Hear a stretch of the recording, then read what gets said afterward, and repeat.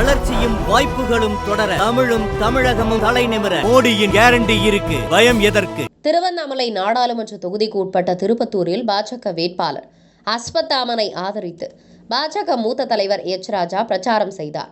அப்போது தமிழ்நாட்டிலிருந்து நாடாளுமன்றத்திற்கு சென்ற 38 எம்பிக்கள் தங்கள் தொகுதி குறித்து எதுவும் பேசவில்லை என விமர்சித்தார்.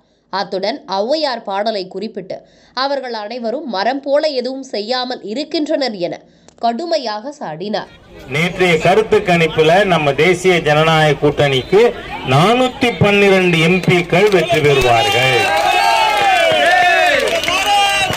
ஆகவே இப்ப அஸ்வத்தாமன் அவர்கள் 400க்குள்ள ஒண்ணு இல்ல, 412ல அஸ்வத்தாமன் ஒரு ஆள் இருக்கு. ஏன் மோடி பிரதமர் ஆயிடுவார். ஆனா ஊர்ல கல்யாணம் மாறல சந்தானமா? நம்ம ஊர்ல என்ன, இந்த தொகுதி 8 சீட்டு கிடைச்சது. யாராவது நம்ம ஊர் எம்பி பேர் என்னங்க பாருங்க, எம்பி பேரே தெரியல.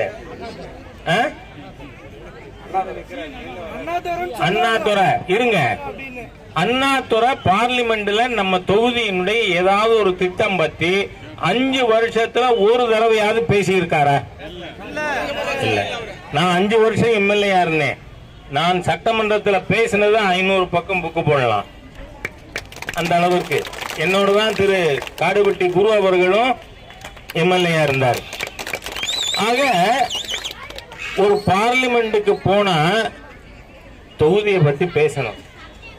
ஔவையார் என்ன சொல்றாங்க? சபை நடுவே நீட்டோலை வாசியா நிற்பான், குறிப்பறிய மாட்டாதவன் நன்மரம்னு. தமிழ்நாட்டிலிருந்து 38 மரம் போயிருக்கு பார்லிமெண்ட்டுக்கு. யாருமே பேசுறது இல்லையே தொகுதியை பத்தி.